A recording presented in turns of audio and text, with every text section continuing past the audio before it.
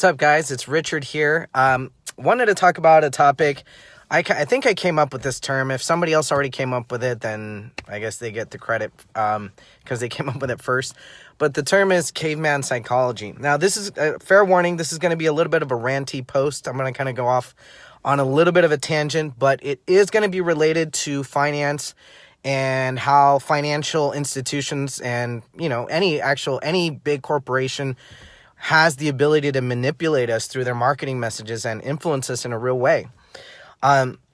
So for me, for those of you guys that don't know how I got into the finance world to begin with, my first start in my career was in network marketing when I was 17 years old. For those of you that don't know what network marketing is what a lot of people call pyramid scheme. Now, it's not a pyramid scheme. I'm not going to get into the exact definition of what a network marketing company is. Just know that that's where I got my start. That's where I learned about business philosophy, how to sell, how to network, how to talk to people, all kinds of cool skills that I learned there. And I'm so grateful. If you're in the industry, keep on going. It's probably the best education you'll ever get. It just, for me, that was all it was. I made some money, got a great education out of it, but that was not what I wanted to do with my life. So I kind of moved on. So I started there, and then I met this girl, and her cousin was actually working for one of the local lenders out here, and she hooked me up with an entry-level position, and that's kind of how I got my start. And eventually I got licensed, became a licensed mortgage loan officer, and have been doing that ever since. So it's been like 6 years that I've been in the finance game, in one aspect of it or another, right? And so ever since network marketing, when I was 17 years old, they taught us the philosophy of, work on yourself. For those of you that are in the industry, you guys know probably better than anybody, Jim Rohn, right? Jim Rohn, he's a business philosopher, and he got to start in network marketing too, but he then eventually became kind of like a Tony Robbins of his time. He was actually Tony Robbins' mentor. And for those of us in the network marketing industry, we look to Jim Rohn because he's like the OG Tony Robbins. He was actually Tony Robbins' mentor, and he teaches all kinds of cool stuff, right? About business, about philosophy, about sales, and all this other stuff. He's like the Zig Ziglars, the Les Browns, and those kind of guys. That level of OG, right? And so he instilled in me a philosophy that I've taken with me forever, which was work harder on yourself than you do at your job, right? Because you don't get paid for the time you put in the marketplace. You get paid for the value you bring to the marketplace. So one of the things he would teach is you got to develop your skills. And it's what skills that wins the day, right? It's not money, it's not knowledge, it's not anything other than skills, because if you have skills, then that means you can bring value to the marketplace and you could get paid accordingly, right? So that philosophy, a lot of the stuff that, I believe today, I kind of took from Jim Rohn, and I still applied in my life today. In fact, I listen now to Tony Robbins a lot, and I listen to a lot of his stuff. And it's so funny because he took a lot of Jim Rohn's original stuff and he uses it as well. Obviously, he quotes him, gives him credit and whatnot, but it all started from Jim Rohn. And the reason I'm sharing that with you is because of Jim Rohn, it sent me down a path of really working on myself really hard, and what that looked like. Reading books, right? That's something that I never did in junior high and high school. In fact, I'm pretty sure there isn't an actual homework assignment that I didn't cheat on, or a test that I didn't cheat on just to get through school. And it wasn't that I wasn't smart at that time. I thought it was because I wasn't smart, and that all my other friends were smarter than me, and they just had the answers and they knew how to do the work. It's just that I didn't care about the work, or I didn't care about the information. The only one thing that I was pretty good at was history, because I like history. But anyways, reading books, that's not a skill, but a habit that was instilled in me because of Jim Rohn. And so I just became this absolute nerd about reading anything that had to do with leadership, with sales, with influence, with persuasion, marketing, sociology, anything that had to do really with human behavior, how to influence it, why we do things, what makes us tick as human beings.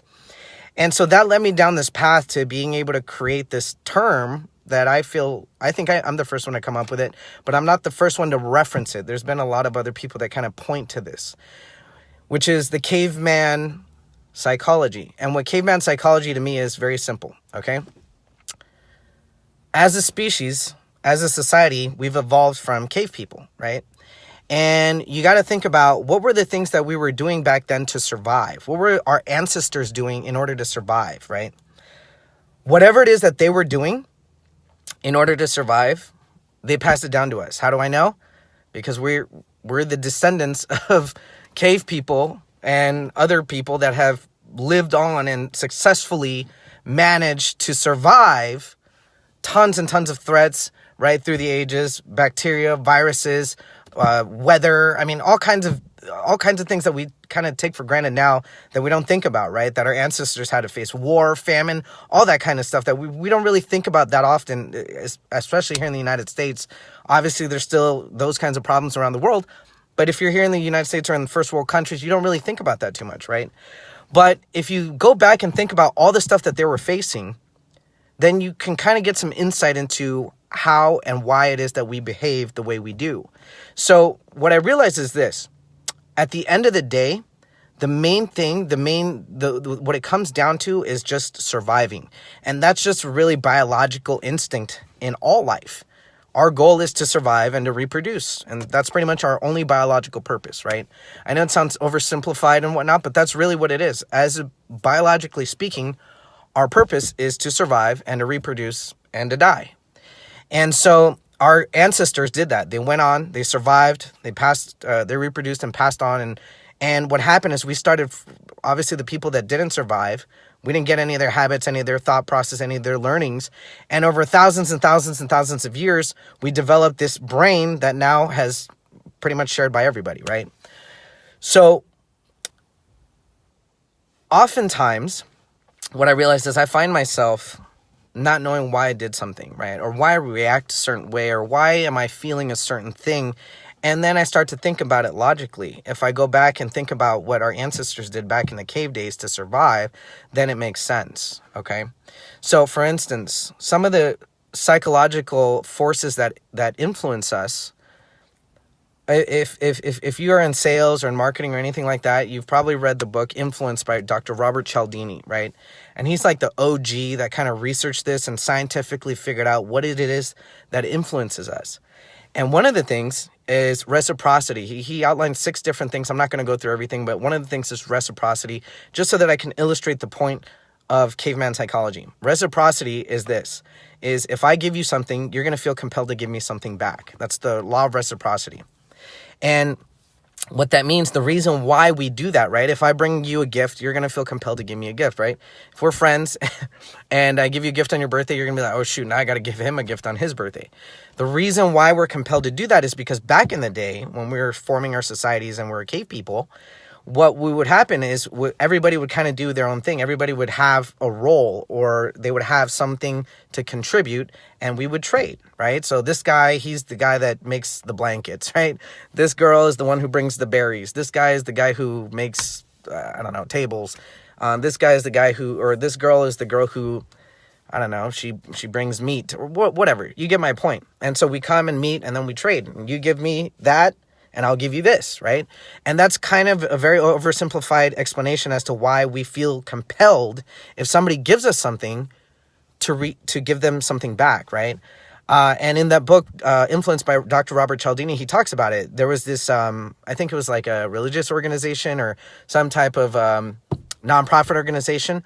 And what they would do was pretty genius. They would send out their people and have them hold flowers and give that flower as a gift to strangers at the airport or something like that.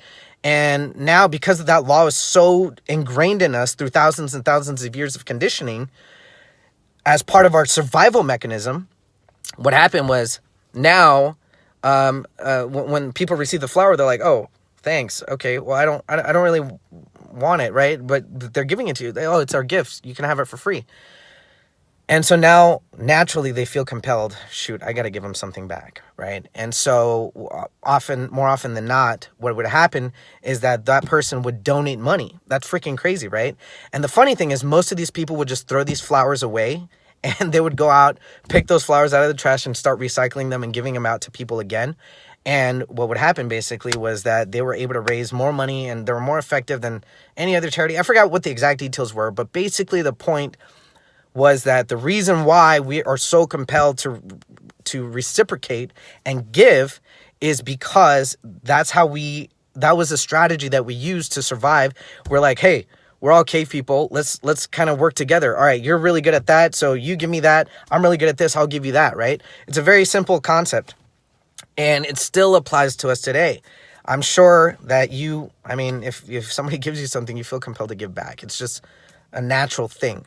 And there's so many other things that kind of affect us in that way where it's just kind of an automatic response where it's like, you don't really know why you're doing it. You're just kind of doing it, right? And so another thing, right, is the law of consistency, right? They did another experiment where they asked a row of houses, hey, can we put this ugly sign that's, I forgot if it was like for a politician or driving safe or no drinking and driving, something. It was some kind of campaign that they wanted to promote. And on one street, it was like a 10% approval rate or something. On the other street, it was like 75% or something crazy. It was really high. The difference was that on the second street, a week prior, they had asked them if they could put a little square, a little sticker on their window that said that they support whatever it is that cause was. Let's just say I support not drinking and driving, right? Is it cool if we put this little sticker on your window that says you support that? Yes. So what does that say? As a person, I'm saying that I agree with that. I align with that. And maybe it wasn't drinking and driving because I think most people would probably put that sign up. But you have to think about it. Most people are really proud of their homes, and it's like an ugly sign that you're going to put on there. Probably not going to be something you're going to want to do, even if it is for a good cause like not supporting drinking and driving, right? Anyway, the point is this. They got these people on the second street to agree that, yeah, I support this cause, and I'm willing to put this little sticker on my window to show that. And then a week later, they asked them for a bigger commitment. Are you willing to put a bigger sign to show your support? Because you said you support this cause, right? And so as human beings, we have a very strong need to be consistent with who we say we are. If I say, yes, I support this cause, and now you're asking me to do to make a bigger commitment because I said yes, then I'm more likely going to comply to you because I already agreed to the small one. And that's kind of how sales works, is that we usually try to get our foot in the door. Marketers do the same thing, right? Like, I'm sure many of you guys have seen how to XYZ, and I'm going to show you all this in my book. It's 100% free. All you got to do is cover the shipping. It's $7.95. I'll send you the book, right? And that's kind of the trick that marketers use now. That's kind of the latest trick, or I guess it's not the latest trick. It's one of the recent tricks that marketers use to kind of get their foot in the door. You pay $7.95, which seems small. It seems inconsequential, right?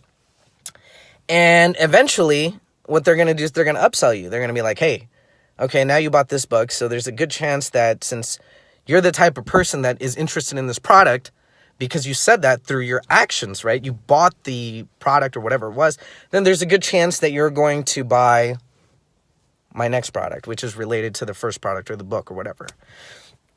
So the point I'm trying to make is this, is that there's a lot of forces that influence us. And I call it Caveman Psychology because it was the way that the strategies that we used to survive as early on when we're forming our societies and civilizations and whatnot, right? And so with that in mind, I want you to think about something. If I know this information, Dr. Robert Cialdini, who wrote the book Influence, and many others who've written tons of influential books on influence and persuasion and what affects people and how to get them to say yes and all that, don't you think that big, giant companies know this? Don't you think that politicians know this? Don't you think that all these people that are, basically engineering the very fabric of our society know this? And so I'm going to bring it full circle now. How does this relate to mortgage and finance and credit and all this stuff? Well, you got to realize something, okay? We've all been pushed the belief that we should all go to school, get an education, get a good job, work there for 40 years, and then buy a home and retire, right? That's the idea that everybody's been kind of sold on. But what we don't stop to think about is who sold us on that idea, right? Who pushed that idea on us? I mean, it's so old that we don't even really think about it. For those of you that don't know, our current education system is actually a system that was created by the Prussians in the 1800s for two purposes: to create soldiers and to create factory workers, employees, right? That was the purpose of the current school system, is to create people that, follow orders. And that was back in the 1800s. I mean, I'm not a futurist or nothing, but I would say that's probably outdated by now, right? Like, we've got different needs. Our society's evolved so much that, following that same system doesn't make sense. That's why there's so many people selling how-to courses, and people are kind of flocking to self-development and self-education, because they're trying to learn real skills that'll actually help them make money. That's kind of what I did, right? I started reading books, going to seminars, watching videos, and I became a nerd and really studied human psychology and what gets people to say yes. And that's how I know, or kind of came up with this theory of caveman psychology. And so the way I was able to monetize this skill and this information and this knowledge was I was able to become an effective salesperson. And now I'm being able to be an effective marketer, to be able to get people to listen to my message, right? So the point I'm trying to make is this, is that at the end of the day, virtually everybody's finances are kind of screwed up. Most people don't know how credit works. A lot of people know the basics, right? Make my payments on time, don't run my credit too much, and don't use too much of my credit card, right? And some people don't even know that. Some people don't even know that 30% of your score is affected by how much credit you use out of the amount of credit available that you have. But those are super basic stuff. I always talk about it.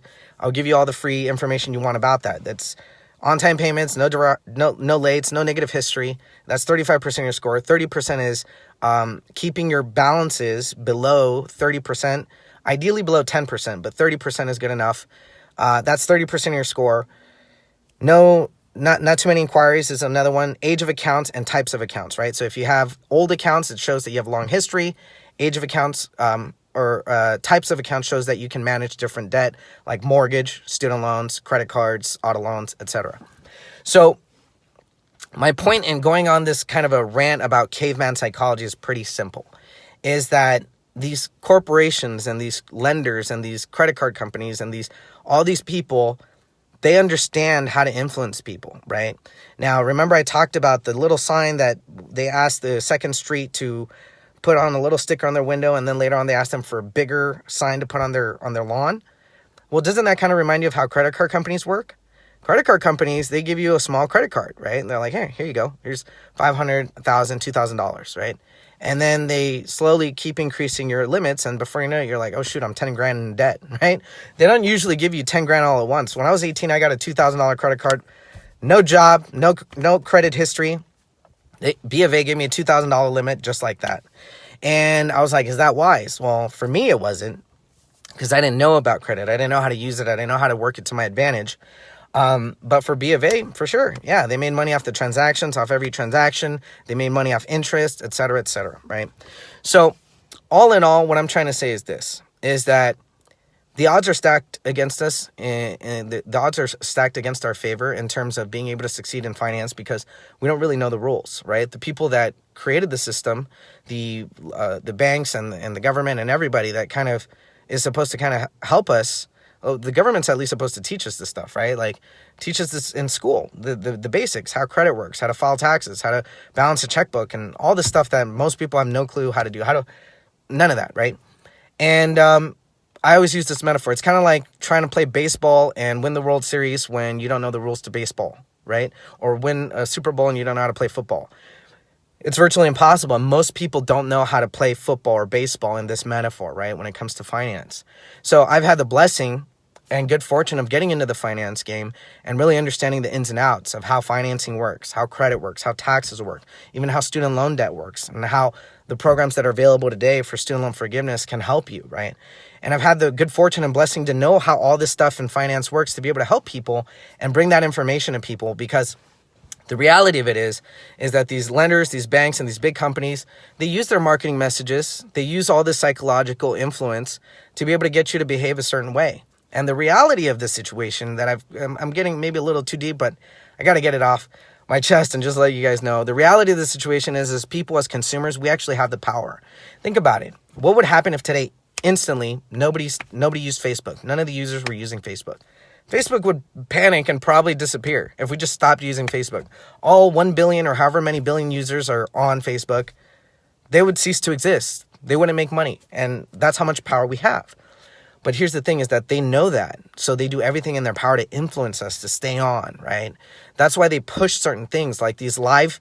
I'll admit to you guys, I'm using live because Facebook sends that to more people for more people to see my message, because it creates the most engagement out of anything that they have on their site. Live videos, because people are like, oh, shoot, it's live. What's going to happen? Something crazy might happen, right? It's not scripted.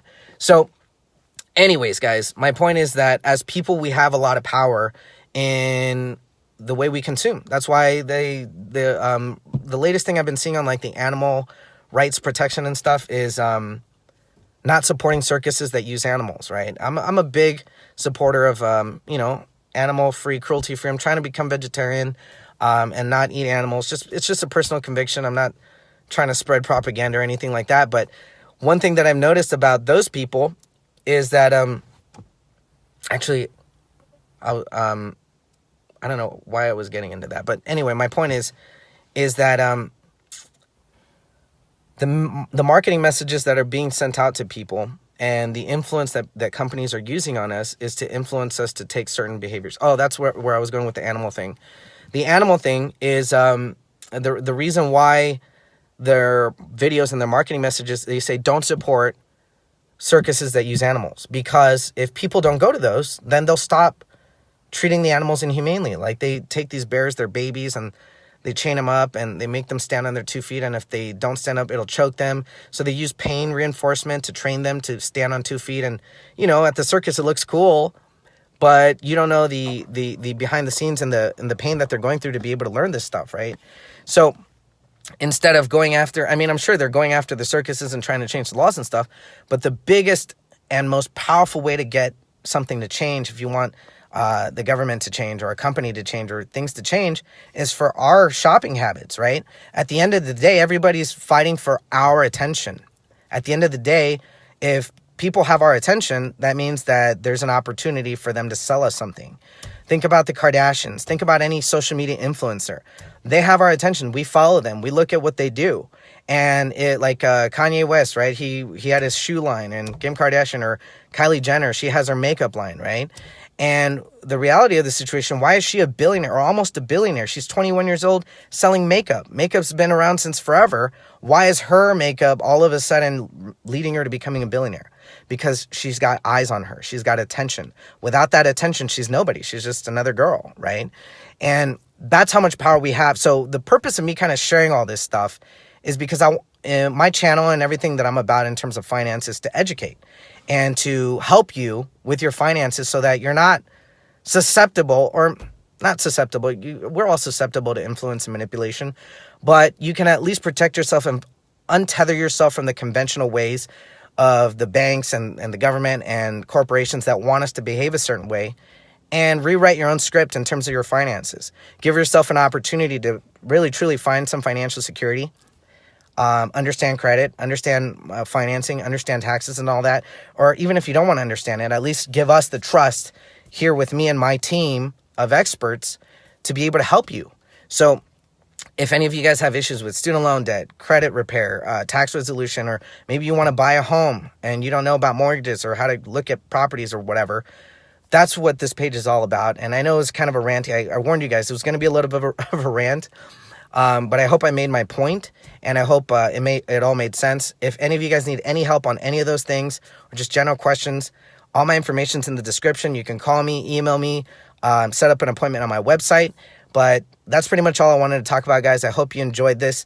If you guys want to talk to me, I'm actually looking for people to kind of have a debate with, or kind of have maybe an interview with, or, discuss these ideas, because I've spent over 12 years studying and understanding this and understanding how the human nervous system works and what causes us to make decisions and all that stuff. And, for the purpose of selling and monetizing it. But it's also something I'm really passionate about. And I'd love to discuss this with other people so that, we could spread this awareness and have more people aware so that they're not just following the conventional ways just because they were told to, even though it's not really working. So if you're interested in any of this, hit me up. If you want to talk about your financial situation or you need help with it, hit me up, guys. I'm more than happy to help. Look, pretty much the point of this rant was to say it's not your fault if your finances aren't where they need to be. corporations, banks, and all these institutions understand this. So they use these psychological forces to influence you and to get you to behave a certain way. So it's not your fault if you feel like you're overwhelmed, you don't understand credit, your finances, and it's kind of out of control. But that's what I'm here for, is to be able to give that control back to you and lock arms with you and help you and give you the blueprints necessary to use the system that already exists and have it leveraged in your favor so that it's advantageous to you. Anyways, guys, that's pretty much it. It's getting dark, so I think the quality is reducing on this video. But hit me up. Let me know if you need help, and have a good night.